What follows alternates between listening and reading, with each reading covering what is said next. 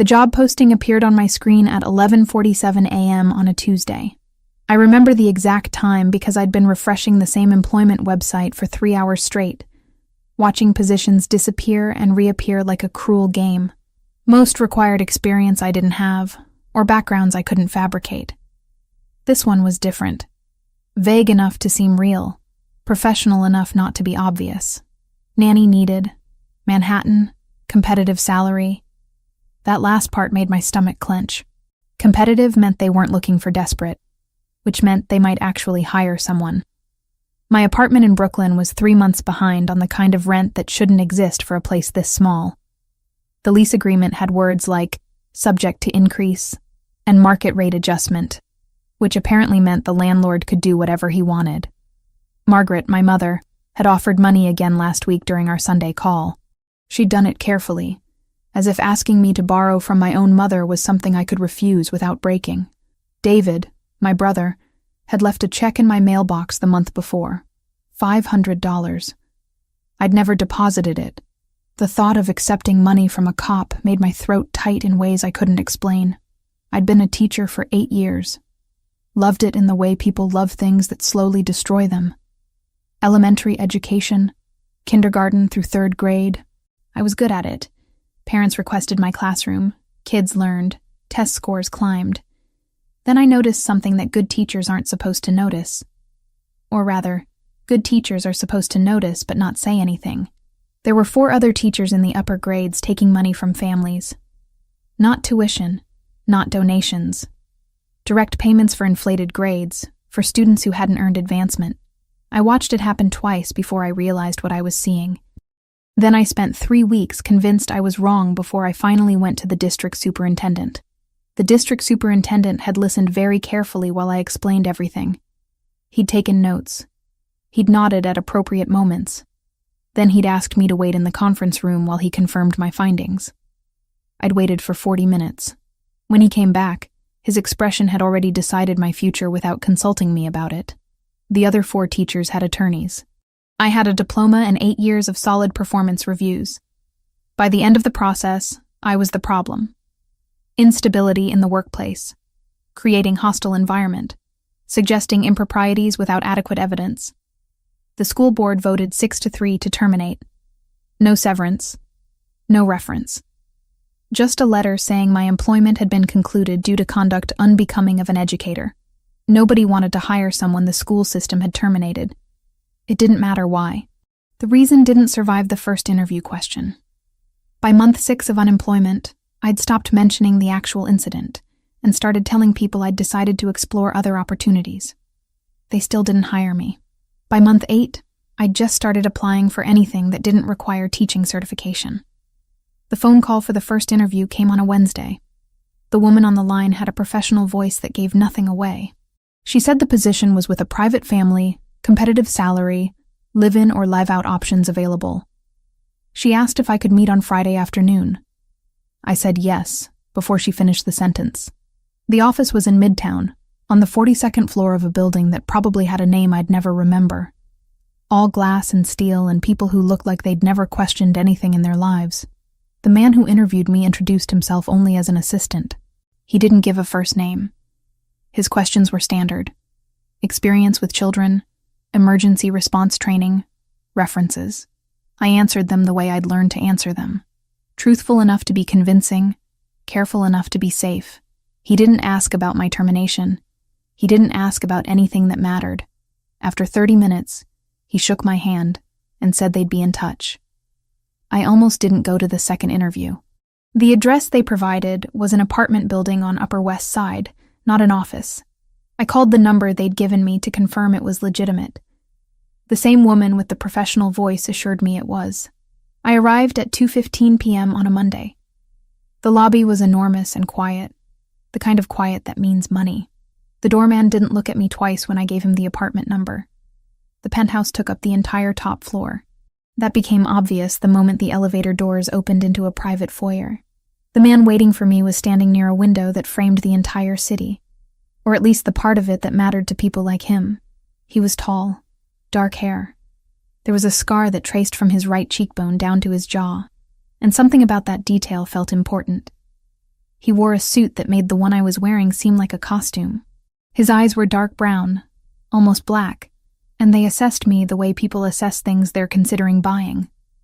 "Ms. Cooper," he said. Not a question. A confirmation. "I'm Lucas Ravellini. Thank you for coming." His handshake was firm, but not aggressive. The kind that people practice until it becomes exactly what they want it to be. He gestured toward a sitting area. Leather furniture, abstract art, everything positioned to suggest wealth without announcing it loudly. He didn't offer coffee or water. He didn't make small talk. "This position requires discretion," he began. "I need someone who can care for my son and understand that what happens in my home remains in my home. Can you do that?" "Yes," I said. "You won't be asking questions about my work?" "No." He studied me for another moment, and I realized I'd passed whatever that first test was. My son is 4. He's intelligent, capable of manipulation, and currently refusing nannies. His last 4 caregivers left because he rejected them. I'm going to have him choose the person who works with him. You'll be one of 5 candidates. He'll choose one. That person will be hired. The logic of it was strange, letting a 4-year-old make employment decisions. But I understood immediately what he was actually saying. He wasn't testing nannies.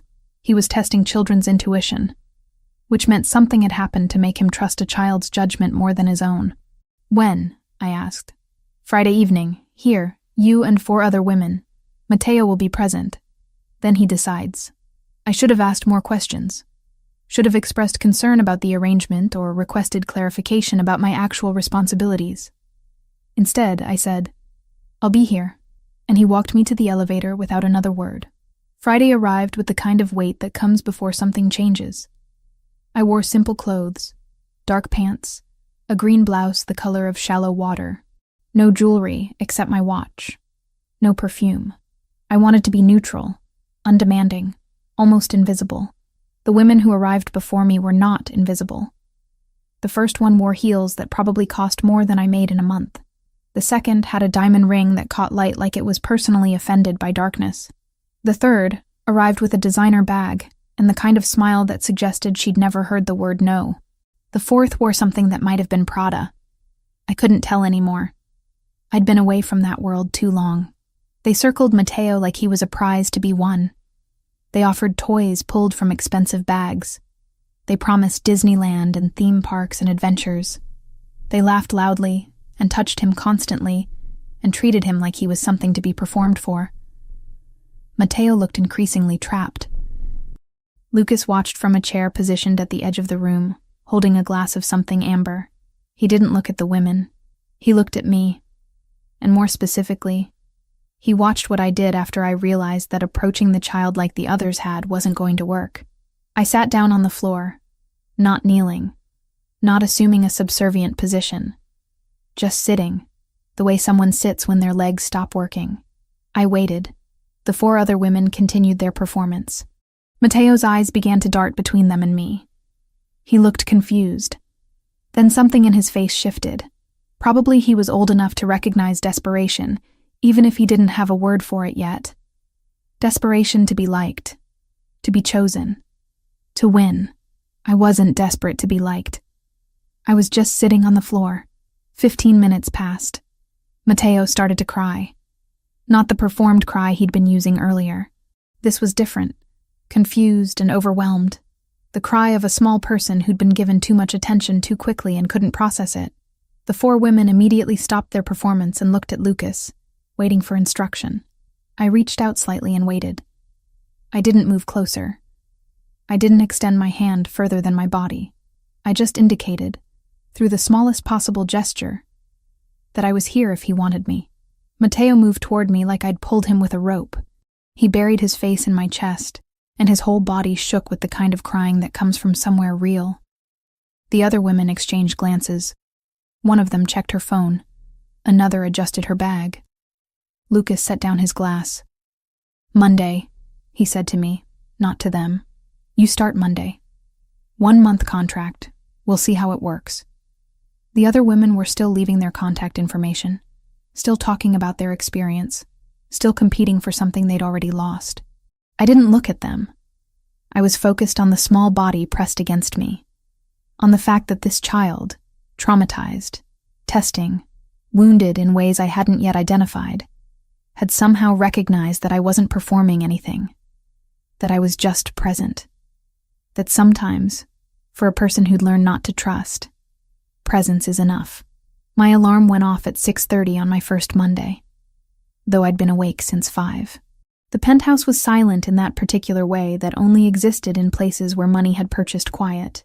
No neighbors, no city noise filtering through thin walls, just the sound of my own breathing and the weight of everything I didn't understand about this job. The room Lucas had given me was on the second floor, separated from Mateo's bedroom by a hallway and 3 closed doors. It was decorated in shades of gray and white, furniture that looked expensive but felt untouched, like a hotel room that had never actually been lived in. I'd unpacked my possessions in approximately 4 minutes. My wardrobe looked pathetic, hanging in the walk-in closet that could have housed a family of 4. Mateo didn't come looking for me that first morning. Instead, I heard him moving around the floor above at 6:45, the kind of movement that suggested he was jumping on furniture. I climbed the back staircase, found his room, and discovered him mid-leap on his bed, still wearing pajamas covered in dinosaurs. "Good morning," I said from the doorway. I didn't ask permission to enter. I didn't make a big show of appearing. I just materialized, the way Hannah would be part of this routine, whether he wanted it or not. He landed hard on his backside and stared at me for a long moment. Then he said, "You're the one." "Yes, I'm the one. Are you going to leave?" His voice was small, smaller than it should have been for a 4-year-old. "No," I said. "That's the arrangement. I'm not a maybe. I'm a yes." He considered this with the gravity of someone much older, then flopped backward on his mattress. "Okay, I'm hungry." Breakfast became the first real test. Mateo wanted cereal that I couldn't find. He described it using words that didn't quite make sense. Something about dinosaurs and colors and crunchy things.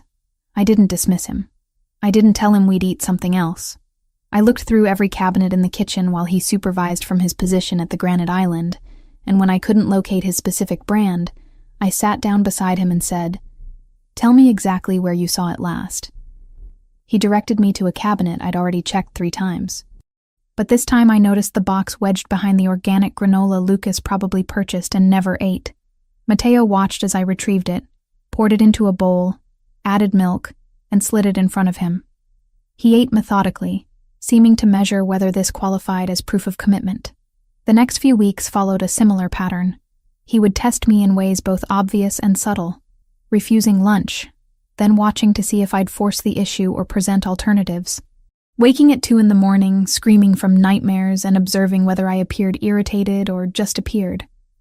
Taking a toy without asking, and pausing at the door to see what my reaction would be. I didn't pass every test perfectly. I was tired on the 4th day and snapped when he spilled juice, but I apologized immediately. I explained that my tiredness was about me, not about him. I showed him that I was human in ways his other nannies apparently hadn't bothered to be. By week 3, he had stopped asking if I was leaving. Lucas maintained distance during this period. He existed in the apartment the way ghosts exist in old houses, present but separated by invisible walls. I'd see him in the morning sometimes, stepping out of his office with coffee that he'd clearly made himself, always black, never adding anything to it. He'd ask how Mateo was doing, and I'd report factually. No editorializing, no complaining. He'd nod and disappear again. Then came the night he called me into his office. It happened after Mateo had fallen asleep on a Thursday.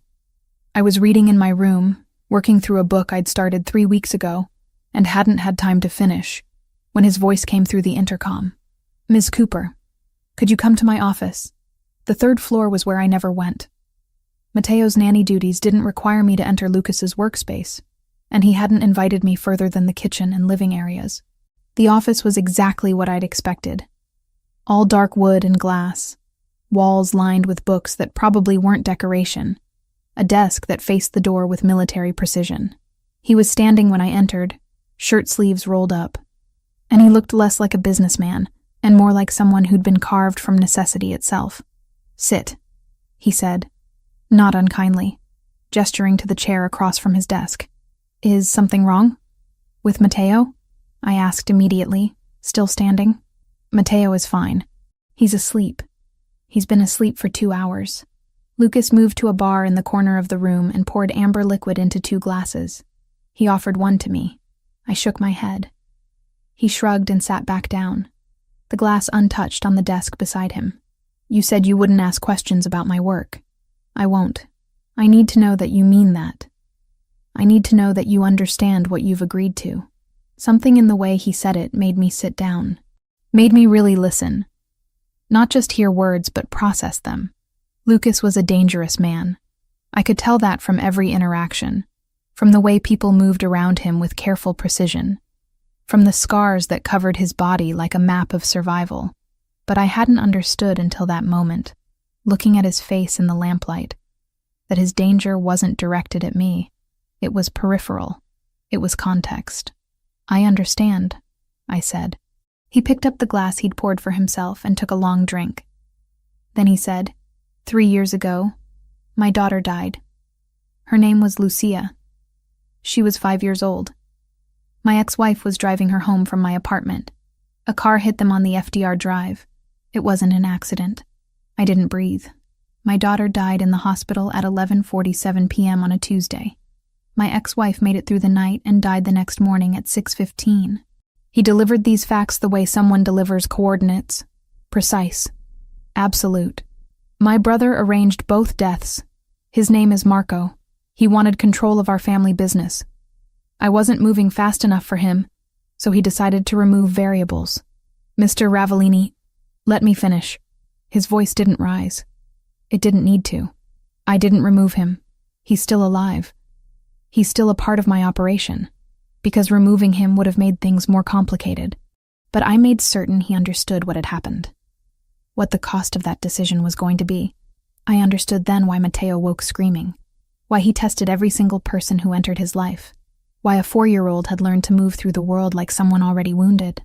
Mateo's mother is Sofia Bellini, a woman I was involved with before Lucia died. When Lucia died, Sofia decided this wasn't the life she wanted. She took Mateo to Miami. We come to an arrangement every year on his birthday. She sends a gift. She calls. She's trying to stay away from this world. Lucas stood and moved to the window. The city sprawled beneath us, unaware that in this glass box, a man was confessing things he probably shouldn't. You're here because Mateo needs someone who won't run when this becomes too real.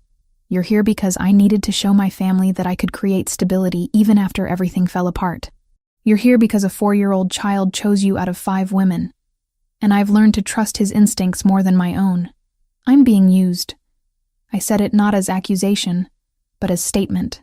Yes, you are. You're a tool, but you're a tool that my son has bonded with, and that changes the equation. He turned back to face me. So here's what matters. Mateo isn't going to remember his sister. Lucia is a ghost in this apartment. The nightmares are because his body remembers even if his mind doesn't. Every time he wakes up terrified, he's processing something he shouldn't have to process. Every time he tests you, he's checking whether this grief will make you disappear like everyone else did. What do you need from me? The question came out smaller than I intended. I need you to stay, even when it's hard. Even when he hurts you because he's hurting himself. I need you to be the person who doesn't leave. That's everything. I left his office without another word. Walked through the penthouse that suddenly felt like it was holding its breath. Climbed the stairs to Mateo's room and watched him sleep. This child who was carrying his father's trauma in his small body, who had learned to move through the world like someone already broken before he was old enough to understand breaking. I understood then what I'd actually agreed to. It wasn't a job. It was a choice. And the choice wasn't really mine anymore.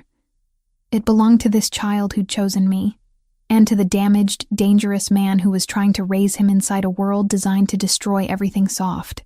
I went back to my room and didn't sleep. Some choices don't permit rest. I had been there for 6 weeks when Marco appeared. Not suddenly. Gradually, the way poison enters a system. Small doses that go unnoticed until the damage is already done.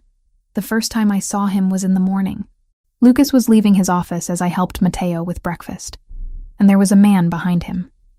Gray hair, a scar that ran along his neck, partially hidden by a silk scarf that seemed designed specifically to draw attention to it.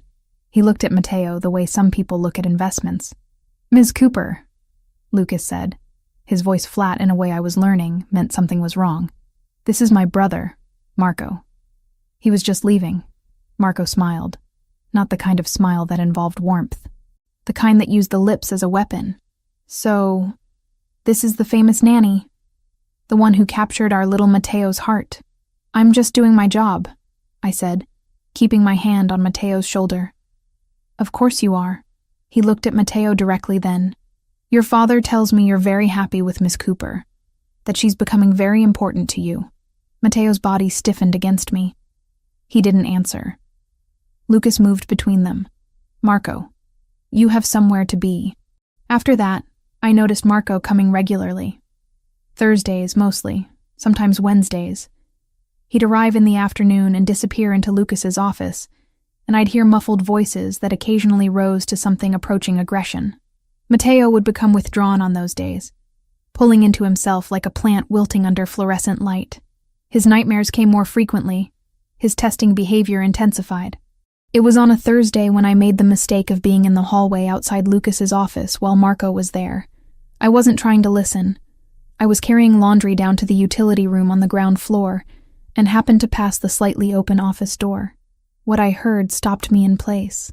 "She's a tool, Lucas. Nothing more. She serves her purpose right now. Shows the council that you're stable, that you can maintain normalcy around your heir. But she's also a weakness." Marco's voice carried the particular confidence of someone who'd never been wrong about anything. "A woman like that, she'll eventually understand what you are, what your world demands. She'll leave.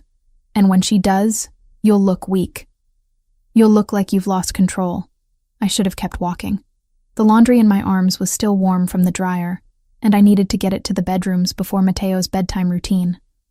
But I stood in the hallway, invisible, listening. "Hannah isn't going anywhere," Lucas said. "How do you know? Because a 4-year-old boy chose her? Mateo chooses based on emotion, not logic. He'll attach to anyone who shows him basic kindness. Give it time. When the novelty wears off, when she realizes that loving you means living with the constant threat of violence, when she understands that her safety is contingent on your ability to maintain power, she'll run. They always run." There was a long pause. I imagined Lucas standing at his window, looking out at the city like it owed him something. "If she runs, then she wasn't the right person anyway," he finally said. "And if she doesn't? If she stays?" Marco laughed, and it was the kind of laugh that suggested he already knew how the story ended. "Then you've given her leverage. A woman who stays in this world becomes a liability. She'll know too much. She'll be a security risk. You'll have to decide whether to keep her close or eliminate the problem." The laundry basket grew heavier in my arms. I understood then what I'd already suspected, but hadn't fully accepted. I was being used. Not maliciously, perhaps, but deliberately. I was a chess piece, and Lucas was calculating whether I was worth the space I took up on the board. I went downstairs and folded the laundry with hands that felt like they belonged to someone else. By the time Marco left 2 hours later, I'd convinced myself that it didn't matter. I was staying for Mateo, not for Lucas. The difference seemed important then. That night, after Mateo fell asleep, I sat on his bedroom floor and watched him dream. His face was peaceful in sleep, all the tension and fear temporarily suspended. When he woke up, he'd go back to his tests. He'd check whether I was still here. He'd measure my commitment through the small wounds he could inflict and monitor how I reacted. I understood that now. He was doing to me what the world was doing to him, measuring capacity for betrayal. I must have fallen asleep on his floor because I woke to complete darkness and the knowledge that something was catastrophically wrong. Not a sound, not a light, just the absence of something essential. The air felt wrong. The silence felt wrong. I knew before I opened my eyes that Mateo's bed was empty. His blankets were tangled on the mattress. The window was closed and locked from the inside. His nightlight still cast its lavender glow across the empty space where he should have been. I ran. Screaming his name, I ran through the hallway to Lucas's bedroom. He was already awake, already moving. My panic must have communicated itself because he didn't ask questions.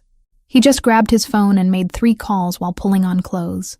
Each call was a single sentence delivered in a voice that sounded like it was carved from stone. "He's gone. Central Park. Send everyone." The next hours existed in a state of suspended reality. I sat in Mateo's room while Lucas coordinated the search through his phone. His men moved through the penthouse, checking every location, every window, every possibility. I held his stuffed rabbit and tried not to imagine scenarios that my mind kept generating anyway. At 1:47 a.m., Lucas's phone rang. He listened to something, and his entire body went rigid. Then he was moving, kissing the top of my head without seeming to notice he was doing it, and saying, "I'll be back with him." He was gone for 53 minutes. I counted them. One, and every single one felt like watching blood leak from a wound I couldn't apply pressure to. When he returned, Mateo was asleep in his arms. The child's pajamas were wet with dew. His hair was damp. He looked smaller somehow, diminished by whatever had happened in the hours he'd been gone. I took him from Lucas without asking questions. Carried him to his bed and lay beside him, my entire body vibrating with a fear so complete it felt like I might fracture into pieces. "Marco," Lucas said from the doorway. His voice was level, which was somehow worse than if he'd been shouting. He wanted to test the security, wanted to see if he could take Mateo without triggering the system. He wanted to see if I'd come. "Did you come?" I asked. "I came." That was all he said before he left again. I stayed with Mateo until morning, my hand on his chest, feeling his small heart beat against my palm. When he woke up, he asked if I loved him. I said yes. He asked if I was going to leave. I said no. He asked how he could be sure. I didn't have an answer that satisfied either of us. So I just held him closer and made a choice I didn't know I was making. I was staying, not because of Lucas, not even because of some noble idea about what Mateo needed. I was staying because Marco was right about one thing. I already knew too much. And running now would be a betrayal so complete it would confirm every fear this traumatized child carried. I'd become essential to his survival, which meant I'd become trapped here too. We were both prisoners now. The only difference was that he'd been born into it, and I'd walked into it willingly. 3 days after Mateo disappeared and was found in Central Park, Lucas called me to his office. Not with an intercom this time, but in person. He appeared at my bedroom door just after I'd put Mateo down for his afternoon nap, his presence filling the entire hallway with something heavy and unavoidable. He looked like he hadn't slept in days. His shirt was untucked. His dark eyes had taken on a hollowness that suggested he'd been staring at things no one should have to see. "I need to talk to you," he said. Not a request, not a question. A statement that left no room for negotiation. I followed him down to the 3rd floor, to that office that had become the epicenter of every significant conversation we'd had. He didn't offer me anything to drink this time. He didn't sit. He stood at the window with his hands pressed against the glass, as if trying to push through it into some other version of New York, where none of this existed. "You asked me a question last week," I said, before he could begin. I needed to establish that I'd been paying attention, that I wasn't the kind of person who'd accept convenient half-truths. "You told me about your daughter. You said she was 5 and that your ex-wife took her to Miami. But that's not the real story, is it?" He turned slowly, studying my face with an intensity that made me understand why people were afraid of him. "What makes you think there's a different story? Because Mateo wakes up at 3 a.m. screaming. Because you look at him sometimes like you're measuring whether he'll survive what you can't protect him from. Because Marco visits and Mateo gets quieter and quieter each time." I sat down without permission, crossing my legs as if I had any authority in this room. Because nothing about this situation makes sense unless there's something much worse underneath it. Lucas moved from the window and poured himself whiskey from the decanter on his bar. He drank it in one long swallow, then poured again. Only then did he speak, and his voice sounded like it was coming from very far away, as if he was narrating something that had happened to someone else entirely. "Lucia was my daughter. Catherine's daughter, too. She was 5 years old. She lived with Catherine in Park Slope, and I had her every weekend and most holidays. We had an arrangement, Catherine and I. Civil. Organized. The way divorced people manage when they've decided they can't be together but still care enough to cooperate." He paused. And in that pause, I could hear the weight of every word he was about to speak. 3 years ago in March, I was supposed to pick her up on a Friday. Catherine was going to drop her at my apartment around 4 in the afternoon. They never made it. On the FDR Drive, heading downtown, a vehicle hit theirs deliberately. The collision was orchestrated. Another car accelerated directly into them from the driver's side. My stomach began to do something complicated and involuntary. Catherine was trapped in the vehicle for 40 minutes while paramedics worked to extract her. By the time they got her out, she was already losing consciousness. Internal bleeding they couldn't stop. She made it through the night in ICU. Saturday morning at 6:15, her body simply decided it was finished. Lucas set down his glass and looked directly at me. Lucia was in the back seat. The impact crushed that entire side of the vehicle. When I found her at the hospital, she was conscious. She kept asking for her mother. She kept saying her leg hurt. The doctors thought she'd survive. Broken femur, internal bruising, nothing that should have been fatal. He walked to his desk and opened a drawer, pulling out a photograph. He didn't show it to me. He just held it, looking at something I couldn't see. By midnight, a blood clot that nobody had identified had moved to her lungs. She went into respiratory distress at 11:23. She was gone by 11:47. The office became very quiet. The kind of quiet that happens after something has been irrevocably broken. The investigation determined it was intentional. The driver of the vehicle used a burner phone to coordinate the collision. The car was reported stolen 10 minutes after impact. No suspects, no leads, just 2 dead people and 1 case file that went nowhere. Marco, I said. Marco? Yes. He wanted me to step down from running the family. He'd been pressuring me for years. Small things at first. Questioning decisions at council meetings. Suggesting I was getting soft. That Lucia was making me weak. That I cared more about her than I cared about maintaining power. Lucas set down the photograph face down on his desk. When I didn't respond to pressure, he decided to make his point using finality as a language. Why didn't you kill him? The question came out harder than I intended, and it surprised both of us. Because killing him would have required explaining why to the council. Explaining would have meant admitting that my brother orchestrated the deaths of my child and ex-wife, that I had failed to protect them. In my world, that's a fatal weakness. Literally. It means I can't be trusted with power if I can't protect what matters most. He walked back to the window, and I saw his reflection in the glass. For a moment, he looked like just a man. Not a dangerous one. Just someone carrying more weight than his body could reasonably hold. So instead, I left him alive. I let him continue operating. I watched him. I made certain he understood exactly what I knew. I made certain he understood that anything else he tried, anything at all, would result in his death, but I didn't kill him immediately, because that would have raised questions. Explained too much. Made me look unstable. But he's still here, I said quietly. He comes to the penthouse. He looks at Matteo like what? Lucas turned back to face me. Like he's measuring what he destroyed. Like he's making sure the damage is complete. He does that because I allow it. Because controlling him is easier than replacing him. Because maintaining the appearance of family unity is part of how I maintain power. Lucas sat down finally, and he looked completely exhausted. Because I have one surviving child, and I am determined that he grows up believing his father still has the capacity to protect him, even when the truth is that I failed before, and I could fail again. I understood then, all of it. The structure of Matteo's fear, the way he tested every interaction, his inability to believe that anyone would stay when staying involved this much danger. His father had survived the destruction of his own child through sheer force of will and brutality, and he'd decided that his remaining son would survive by learning that trust was conditional, that people left, that the world was fundamentally unsafe. Sophia, I said, Matteo's mother, she knows? She knows part of it. She was with me when Lucia died. She watched me become what I needed to become in order to survive it. She made her choice that day. She couldn't raise a child in the shadow of that kind of violence. I respect her for it. I've provided for her financially ever since. She's in Miami. She's in Miami. She sends gifts on Matteo's birthday.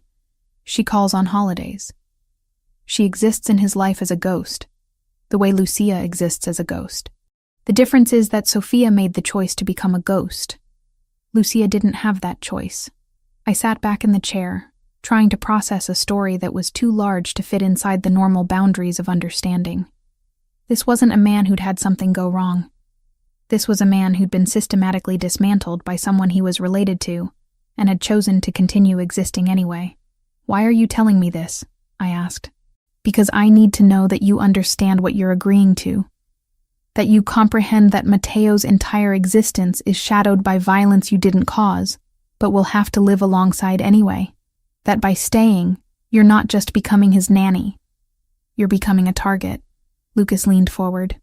"That by staying, you're accepting that Marco will continue to exist in our periphery, testing boundaries, measuring whether I've truly secured what I'm trying to protect.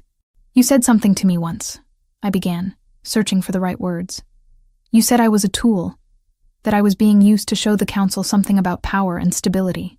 "I did say that. Is that still true?" Lucas was quiet for a very long time. "It's true that you serve a purpose. It's true that your presence in this apartment communicates something to the people who matter. But it's also true that Matteo has bonded with you in ways I didn't anticipate. It's true that you've changed what I thought this situation would be. It's true that I'm beginning to care whether you stay for reasons that have nothing to do with strategy." He stood and walked to the bar, but this time he didn't pour for himself. He poured 2 glasses and handed me one. I didn't drink it.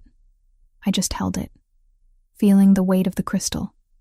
Feeling the weight of every choice I hadn't made but had fallen into anyway. "So here's what I need to know," Lucas said. "Can you stay knowing all of this? Can you commit to being present for this child while understanding that the danger is real and ongoing? Can you accept that I'm using you even as I'm trying not to use you? Can you love both of us without breaking under the weight of it?" I looked at the glass in my hands. I thought about Matteo upstairs, sleeping the sleep of a child who'd learned not to trust his own safety. I thought about Lucas carrying the corpse of his murdered daughter through 3 years of calculated vengeance. I thought about Marco waiting for his next opportunity to destroy what Lucas was trying to build. "Yes," I said, "I can stay." 3 months had passed since I first arrived at the penthouse, and the machinery of our lives had begun to shift in ways that felt both inevitable and terrifying. Lucas slept better now. Not well. Not in any way that suggested genuine peace, but the screaming had stopped. The nightmares still came, especially around 3 in the morning when the city held its breath before dawn. But now when he jolted awake with his body rigid and his breathing ragged, I was there beside him. I'd learned to recognize the moment when consciousness returned, when he remembered where he was and who was lying next to him.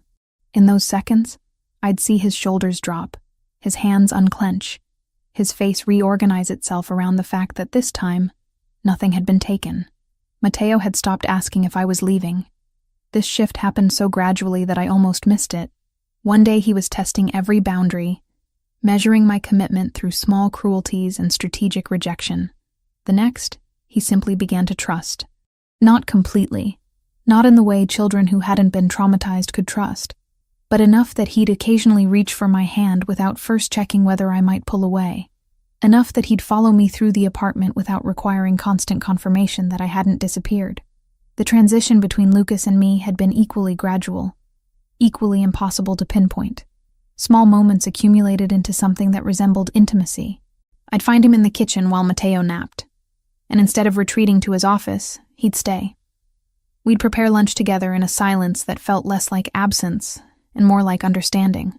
Our hands would brush passing plates. The contact became deliberate instead of accidental. He began leaving notes in places I'd find them.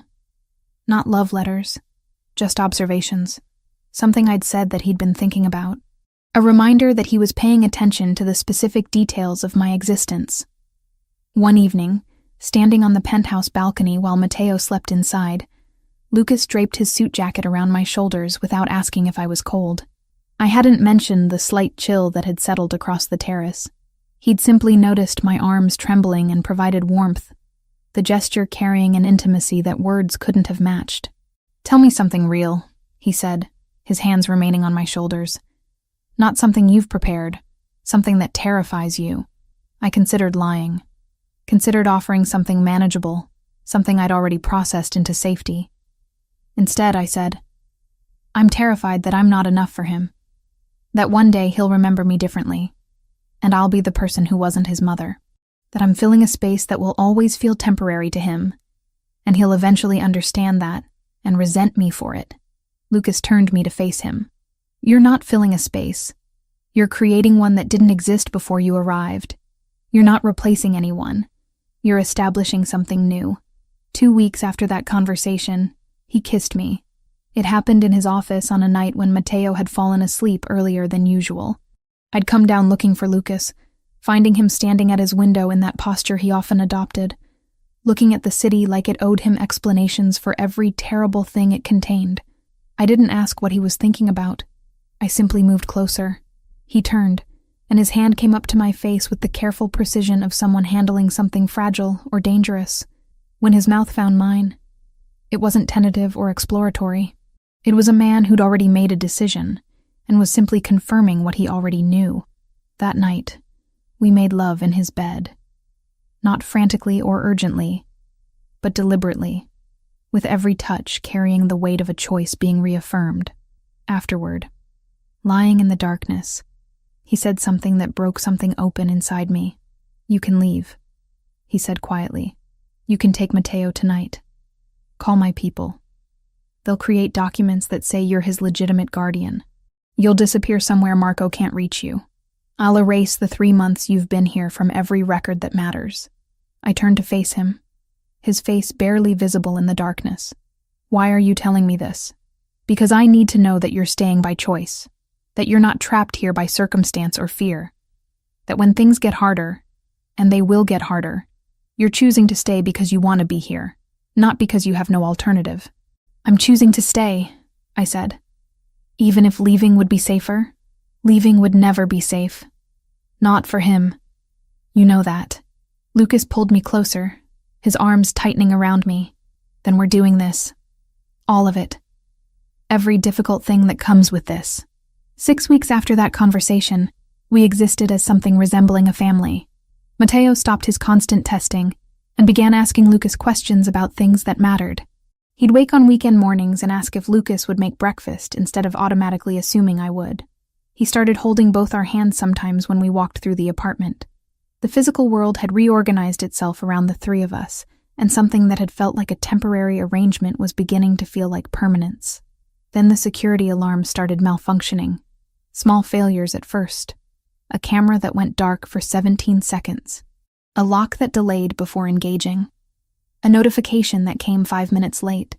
Lucas noticed each incident before anyone else.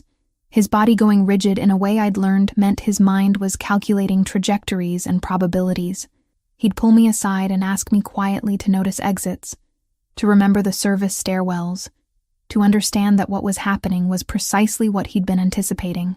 The triad, he said one evening while Mateo slept. They're testing. Marco arranged it. He's using outside players to evaluate whether I've actually secured what I claimed to secure, whether Mateo is actually protected. On the night it happened, there was no warning. I was in the kitchen with Mateo, teaching him to make pasta dough. His small hands covered in flour, his concentration absolute. Lucas took a phone call in his office and his voice changed. It became the voice of someone I'd never heard before, someone carved from necessity and violence. He appeared in the doorway and looked at me with an expression that contained a single instruction. Pack a bag. Essential things only. Do it now. What's happening? I asked, already moving. Triad. Security is compromised. They're coming through the service entrance. You need to take Mateo and go. Now. I didn't ask more questions. I grabbed Mateo and a backpack I kept prepared for this specific scenario. We ran down the service stairs that Lucas had shown me weeks ago, through corridors I'd memorized for exactly this reason. Behind us, I could hear the penthouse being breached, alarms finally screaming to life too late to matter. We emerged into the New York night, and I ran. Not thinking, not reasoning. Simply moving with a child in my arms toward the one place I knew they wouldn't follow.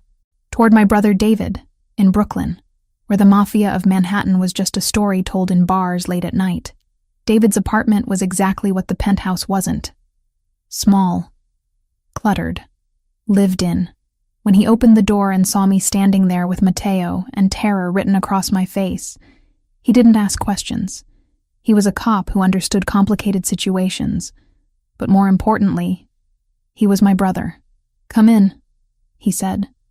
"Don't worry, they won't find you here." Mateo fell asleep on David's couch, while I sat on the fire escape watching the street, every sound a potential threat, every car a possibility that they'd found us. David brought me coffee at 2 a.m. and sat beside me without speaking. Sometimes family means understanding what needs to be said and choosing silence instead. Lucas arrived at noon the next day. When I opened the door, I barely recognized him. He was covered in blood that didn't belong to him, dressed in clothes that suggested he'd been in places I didn't want to imagine. But his eyes were clear. His hands were steady. He looked at me like I was the only real thing in a world that had momentarily become theoretical. "You kept him safe," he said. Not a question. A statement of fact that seemed to matter more than anything else in existence. "Yes," I said. "Then we're building this. We're making something that survives everything Marco tries to destroy." He kissed the top of my head and walked past me to where Mateo was sleeping. And in that moment, I understood what staying truly meant. It meant witnessing a man become capable of anything to protect what he loved. It meant accepting that love in this world came with a cost measured in blood and broken bodies and impossible choices. It meant choosing to stay knowing exactly what that choice would demand from both of us. 3 weeks in David's apartment became a strange kind of purgatory. Not the worst situation, but not safety either.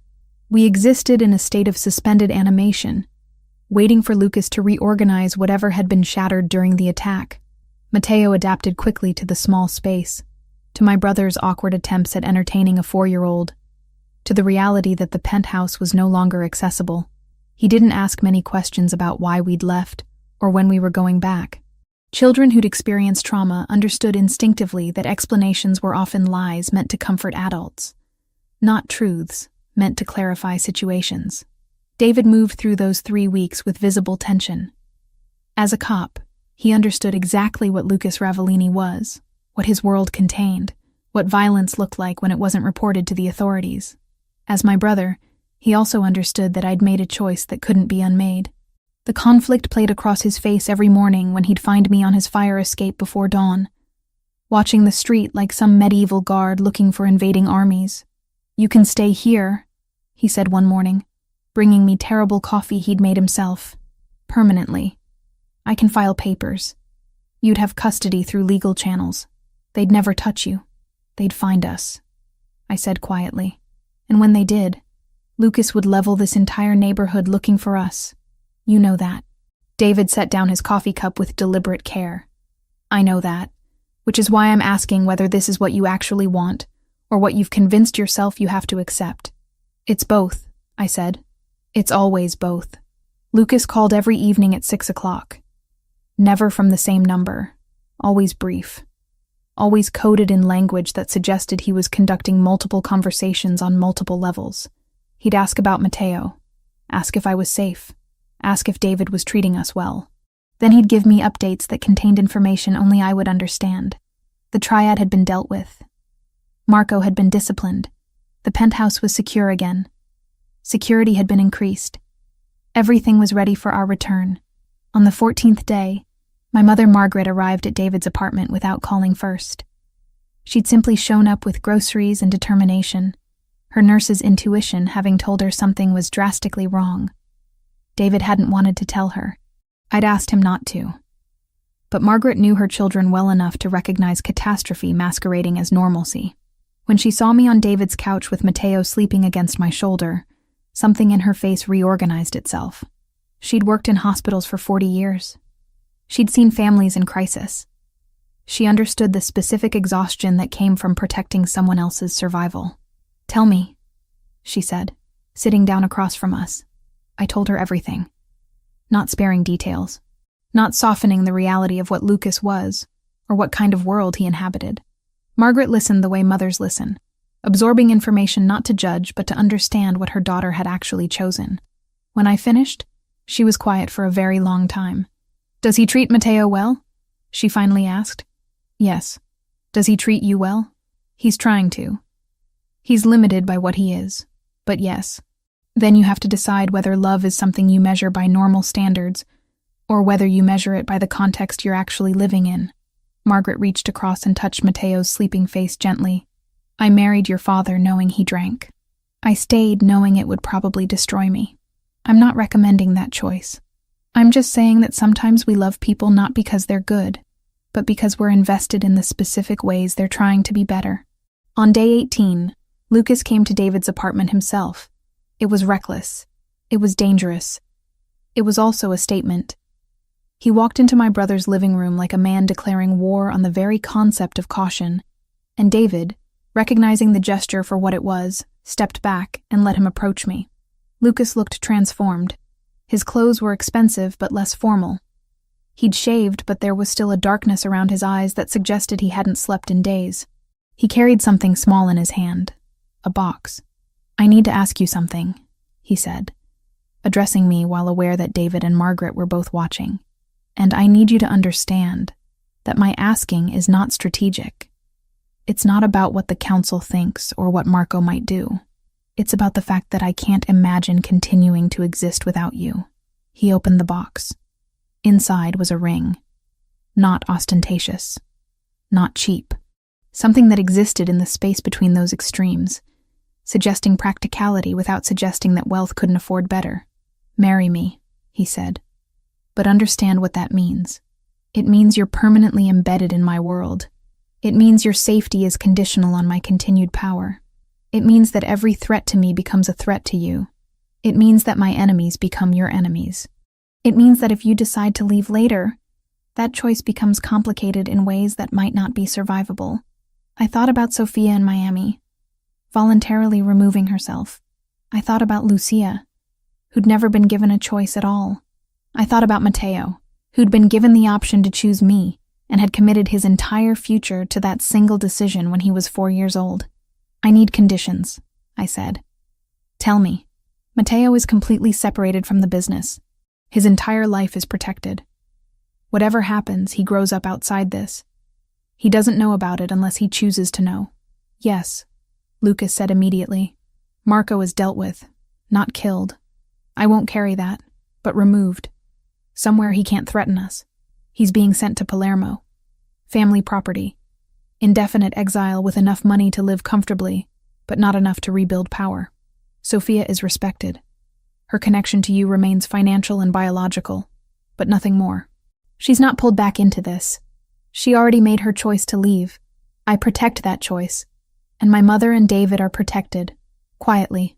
They don't know they're being protected, but they're protected. Lucas reached out and pulled me toward him. Hannah, I already arranged that the moment I knew where you'd gone. I looked at the ring, and then at Lucas, and then at my brother and my mother, watching from across the room, and I understood that this was the moment where choice became commitment, where temporary became permanent, where the story became real. Yes, I said, I'll marry you. Lucas slipped the ring onto my finger, and it fit perfectly, which seemed like the most impossible thing about any of this, that something so measured and exact could exist in a world of chaos and violence and impossible choices. David cleared his throat. So, I guess you're leaving Brooklyn. Yes, I said. And you're going back to the penthouse. Yes. David stood and walked to Lucas and extended his hand. The grip they exchanged carried an entire negotiation. David was accepting that his sister had chosen this.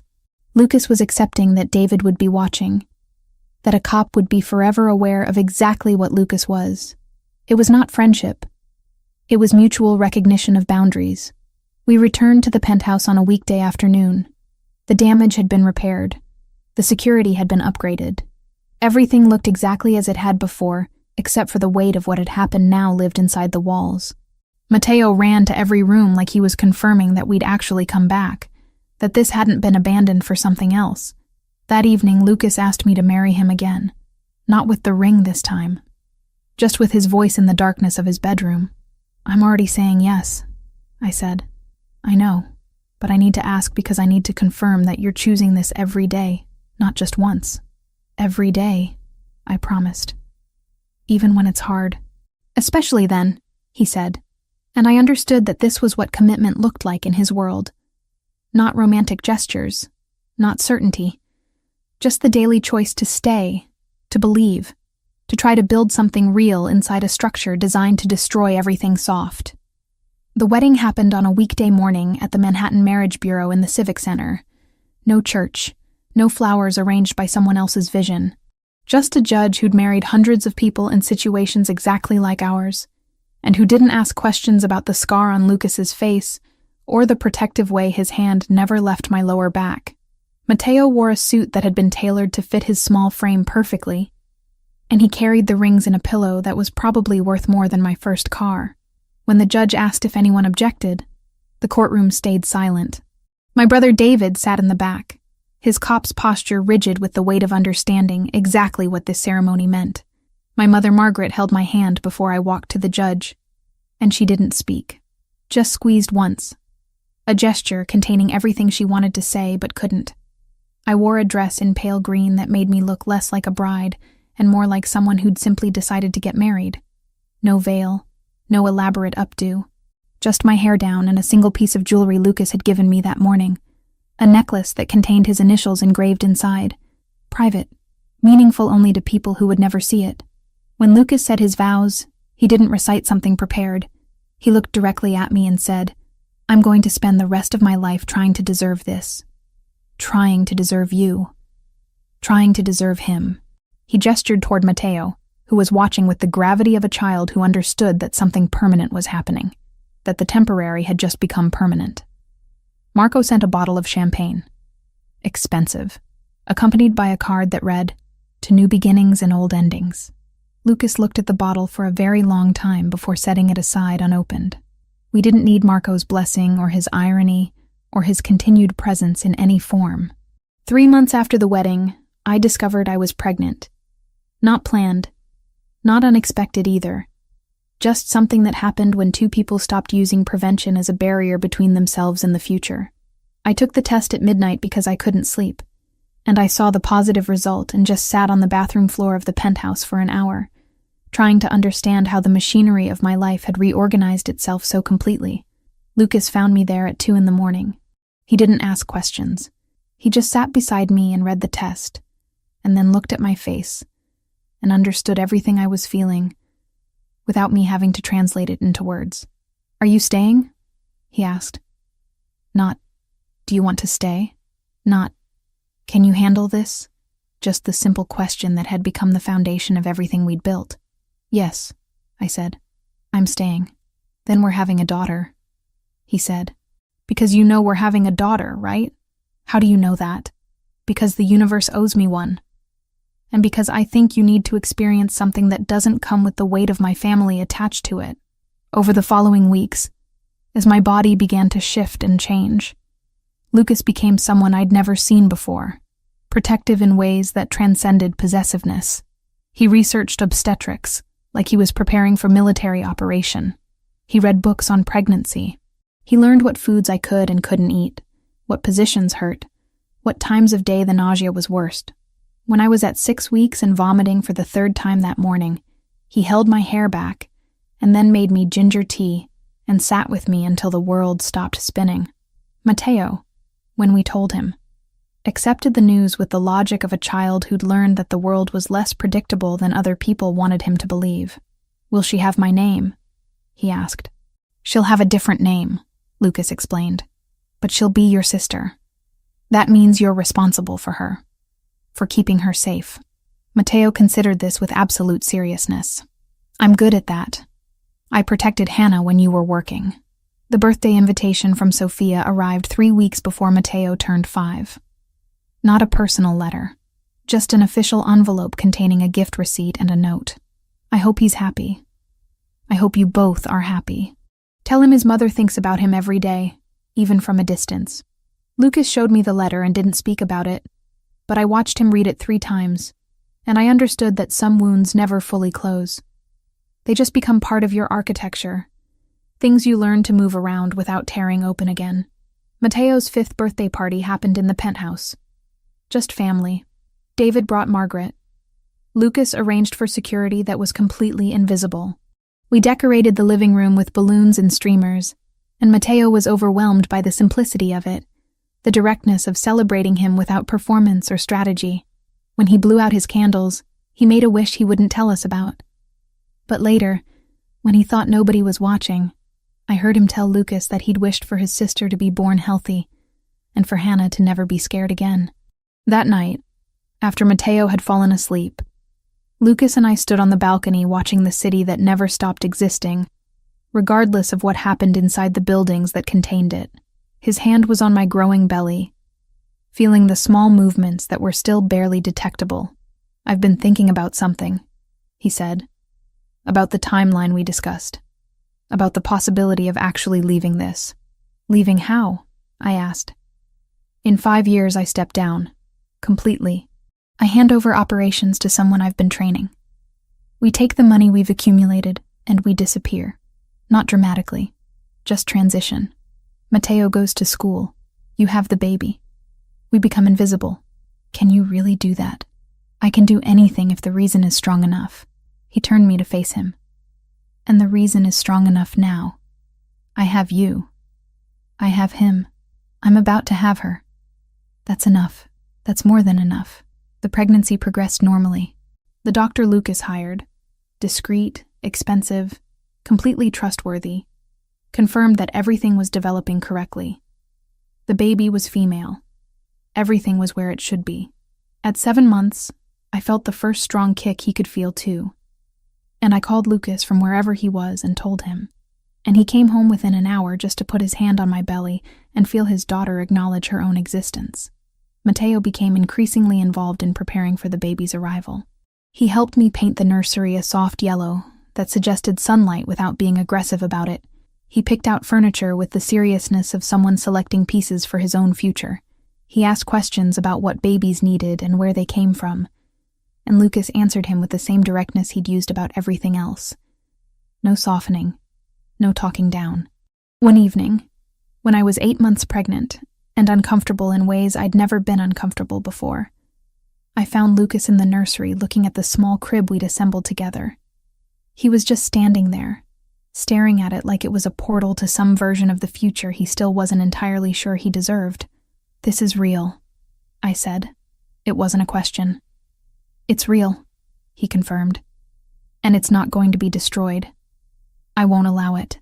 I'll burn the entire city before I allow anything to happen to her. Or to Mateo. Or to Mateo. Or to you. You're all I have now. You're everything." The months leading up to my due date were strange in their normality. Lucas still worked, but differently. Fewer nights away. More time at home. Mateo had started school at an elite private institution that Lucas's money had secured, and he came home excited about things like reading and mathematics, and a girl named Sophie who shared his lunch period. We fell into rhythms. Morning coffee in the kitchen while Mateo ate breakfast. Evenings when Lucas would read to me while I sat on the couch with my feet elevated, my belly enormous and demanding, my body preparing for the final transformation. My mother visited every weekend now. She'd bring groceries and sit with me and tell me stories about her own pregnancies, her own fears, her own journey toward accepting that love meant allowing yourself to be completely vulnerable to another person's existence. She'd touch my belly and talk to the baby inside me, and I'd watch Lucas observe this interaction, and I could see him understanding that Margaret was offering her blessing in the only way that mattered.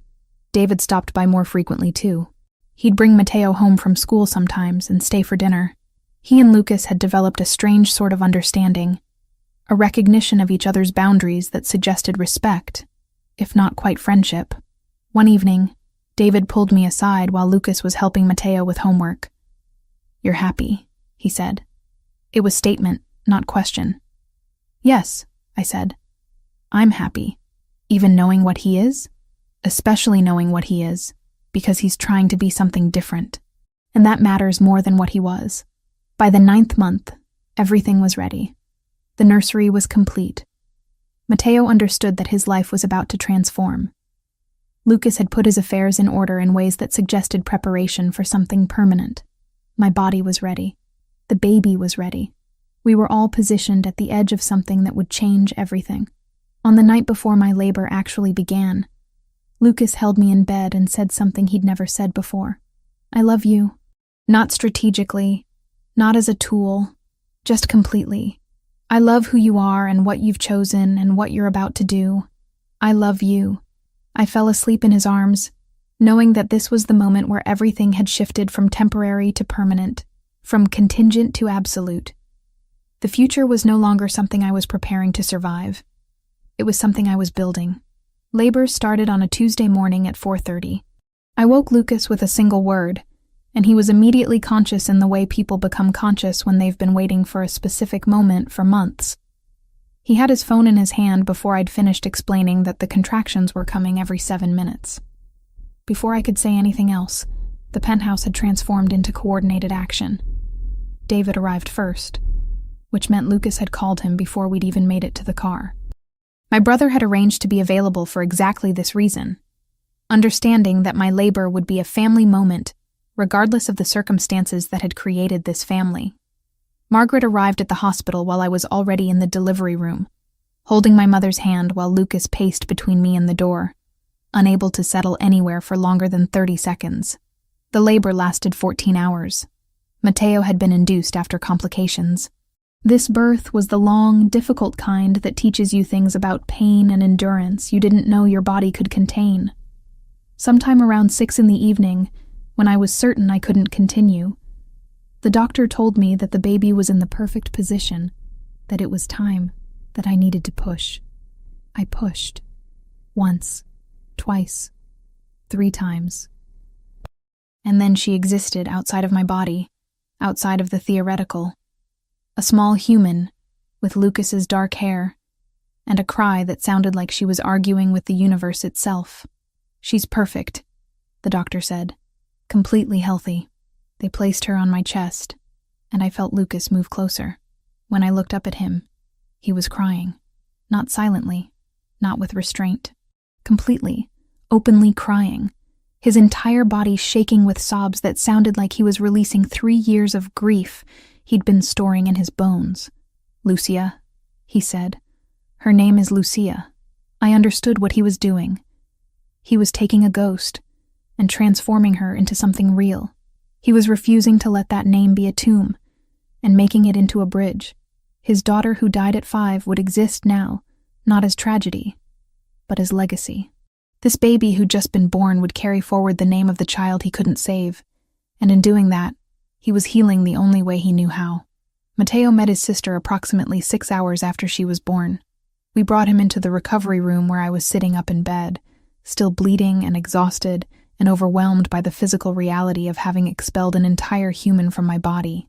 He entered very carefully, as if the room itself was sacred, which I suppose it was. He approached the small bassinet where Lucia slept, and he stood on his tiptoes to peer down at her.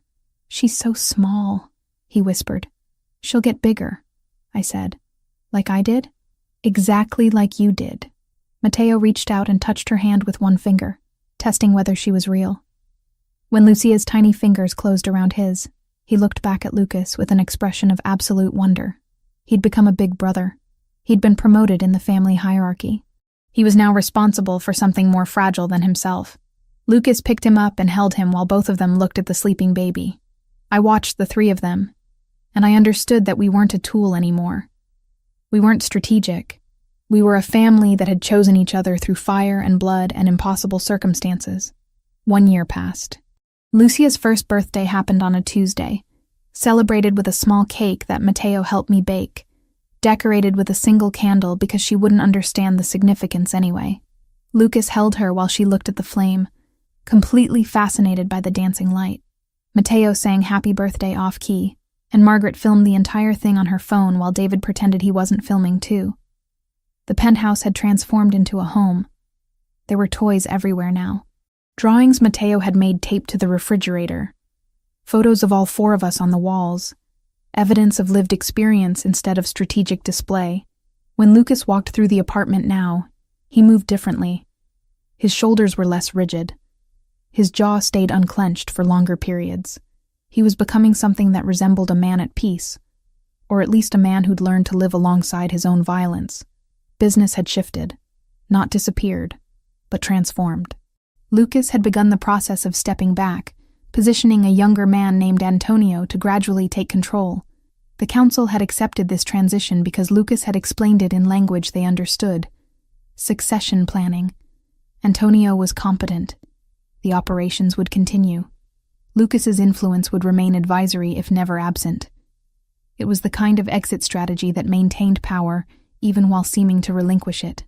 But I knew, because Lucas had told me in the darkness of our bedroom, that the exit was genuine, that in 5 years he would hand everything to Antonio completely, that we would leave the city or stay in it as invisible people, that Mateo would go to normal school, that Lucia would grow up believing her father was something ordinary. "I can't guarantee I'll be perfect," Lucas said one evening while we stood on the balcony watching the city perform its endless cycle of creation and destruction. "I can't guarantee that what I am won't somehow touch what we're building. But I can guarantee that I'm trying. Every single day, I'm trying to be better than I was. That's all any of us can do," I said. Sofia sent a package on Mateo's 6th birthday. Inside was a letter addressed to him, written carefully in Spanish so that he would need his father to translate it. She explained that she was proud of how strong he was, that she regretted leaving but couldn't have stayed, that she hoped Hannah was taking good care of him, which she clearly was, that she would always love him from a distance because some kinds of love required distance to remain pure. Lucas sat with Mateo while he read the letter translated, and he didn't cry this time. He'd learned how to process grief into something manageable. Mateo asked if his mother was sad. Lucas said yes, sometimes, but that her sadness was her responsibility, not Mateo's.